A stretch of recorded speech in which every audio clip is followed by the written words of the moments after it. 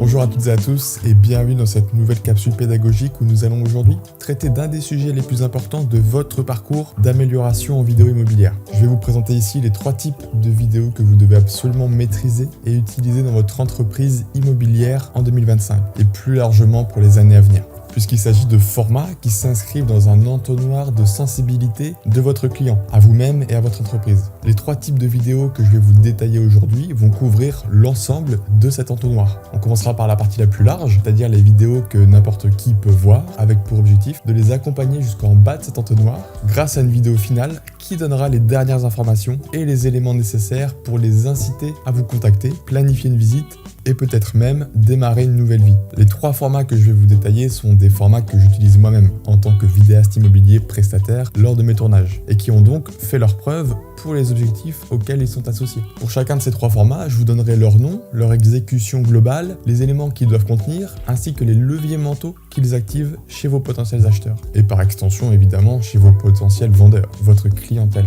en général.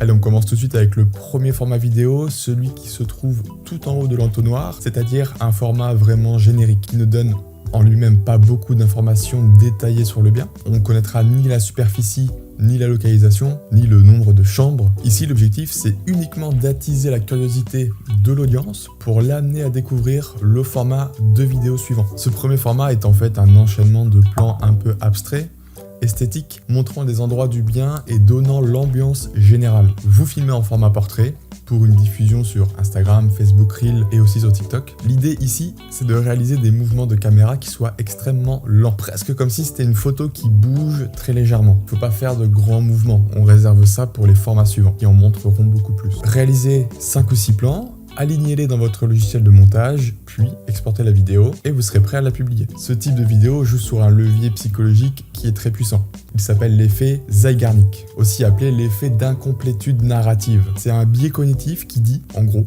que notre cerveau déteste les histoires qui sont incomplètes. Quand on voit un extrait esthétique, une ambiance, mais qu'on n'a pas les infos clés comme la localisation, la superficie ou même le nombre de chambres, eh bien, on a envie d'en savoir plus. Et c'est exactement ce qu'on veut à ce stade. Susciter la curiosité et pousser les personnes à passer à la vidéo suivante, celle qui leur donnera un petit peu plus de détails. Donc vous l'aurez compris, ce premier format ne vend pas directement, il attire, il intrigue et amorce le parcours de découverte du bien.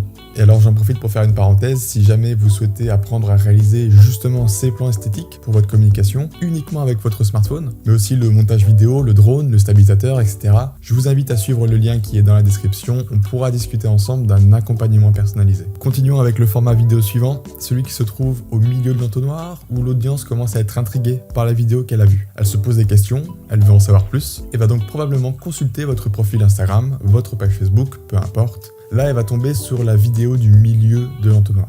Dans ce format-là, on va commencer à intégrer de l'humain. C'est un sujet qui est parfois compliqué pour beaucoup, je le sais, de par les professionnels que je forme justement. Mais si vous êtes à l'aise avec ça, ou que vous voulez vous y mettre, eh bien c'est le moment. Attention, il n'est pas nécessaire de parler directement à la caméra, on n'en est pas encore là, mais au moins de permettre à l'audience de vous distinguer, de savoir de qui il s'agit et à qui ils auront affaire s'ils décident de visiter le bien et leur donner cette impression de déjà vous connaître un petit peu avant de prendre contact avec vous. Alors attention, notez bien, vous aurez plus de facilité à réaliser ce format-là en étant au moins 2. L'un sera filmé, l'autre filmera. Concrètement, il s'agit encore une fois d'un format portrait, rapide à consommer, qui commence à donner un peu plus d'informations tout de même. Le format, le type de vidéo le plus répandu à ce stade de l'entonnoir, c'est tout simplement un agent immobilier qui invite à visiter le bien. Dans la vidéo, on le voit faire un signe de la main, par exemple, pour inviter les gens à le suivre, inviter le caméraman à le suivre, puis marcher en direction d'une pièce ou d'une autre. Mon meilleur conseil pour ça, c'est préparer à l'avance, quelques minutes à l'avance, un petit parcours, un chemin que vous allez emprunter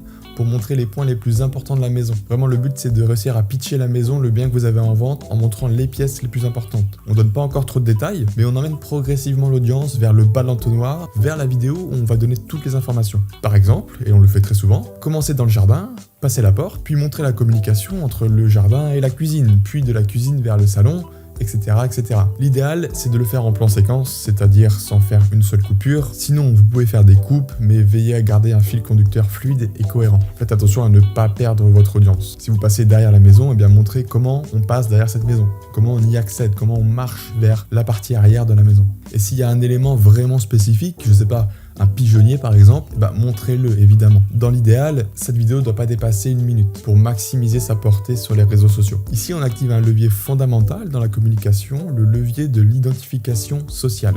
Autrement dit, le fait d'intégrer une présence humaine, même sans parler, permet à votre audience de s'identifier, de se projeter et surtout de commencer à créer un lien de confiance. À ce stade-là du parcours de l'entonnoir, on cherche plus seulement à intriguer, mais à humaniser l'expérience, à montrer que ce bien est réel, que vous êtes un professionnel accessible. Et ça, par expérience, c'est souvent ce qui fait toute la différence entre une vidéo qu'on regarde et une vidéo qui déclenche une action. Soit directement un appel, soit aller voir la vidéo suivante. Bien. On arrive désormais au bas de l'entonnoir. Nous sommes à l'étape qui précède l'appel à l'agent, donc une étape très importante, et celle qui vous demandera de réaliser la vidéo la plus qualitative, la plus informative et la plus professionnelle possible. Comme vous l'avez deviné, plus on descend dans l'entonnoir, plus on peut se permettre d'avoir une vidéo longue. L'intérêt du prospect à ce stade-là sera très élevé. Il sera donc ravi de passer 2 ou 3 minutes à vous regarder présenter un bien, parler à la caméra et apprécier vos plans magnifiquement réalisés. Vous l'avez compris, le format du bas de l'entonnoir, c'est la vidéo immobilière classique. Intro, présentation du bien et conclusion. Ce format peut se décliner en plusieurs variantes. Voici celle que mes clients produisent pour leurs 6 agences immobilières. La vidéo dure environ 2 minutes pour un bien entre guillemets standard. L'intro démarre, souvent avec des plans abstraits, de la verdure, un ruisseau, la cime d'un arbre, sur une bande son de nature avec des oiseaux, des criquets, la mer si on est proche de la mer, etc. Ça dure environ 10 secondes. Ensuite, et c'est un style propre à ce format, l'agent prend la parole, souhaite la bienvenue à l'audience et commence à présenter le bien qui sera montré pendant les 1 minute 50 restantes. Il y aura en moyenne 3 à 4 prises de parole selon la taille du bien et ce qu'il y a à dire dessus. Voici d'ailleurs le schéma qu'on utilise le plus souvent pour une vidéo avec prise de parole. Je vous laisse en faire une capture d'écran ou le prendre en photo et l'appliquer à votre propre communication. C'est un rythme qu'on utilise depuis des années et qui fonctionne très bien en termes de rétention d'audience. À la fin de la vidéo, l'agent conclut et invite l'audience, si elle est arrivée jusque-là, à aimer, partager la vidéo et bien sûr à le contacter pour organiser une visite. Avec cette vidéo du bas de l'entonnoir, on active un levier très puissant, le biais d'engagement et de cohérence. À ce stade, la personne a déjà été exposée à vos contenus précédents. Elle a commencé à s'impliquer mentalement et cette vidéo lui offre une validation rationnelle et émotionnelle. Vous répondez à toutes ces interrogations, vous la rassurez avec une présentation claire, professionnelle et vous la projetez dans une expérience concrète. Et comme l'humain a besoin de cohérence dans son parcours, ce format agit comme un déclencheur logique. J'ai aimé ce que j'ai vu, je sais à quoi m'attendre, maintenant j'appelle. C'est donc vraiment cette vidéo qui transforme tout l'intérêt qu'on a créé en action.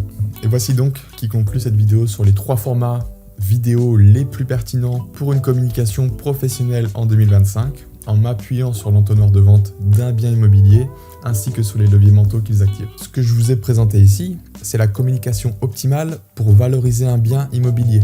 Évidemment, dans la réalité, si vous vendez un appartement plus simple ou plus standard, vous n'allez pas produire une vidéo très élaborée qui prendra une demi-journée à tourner.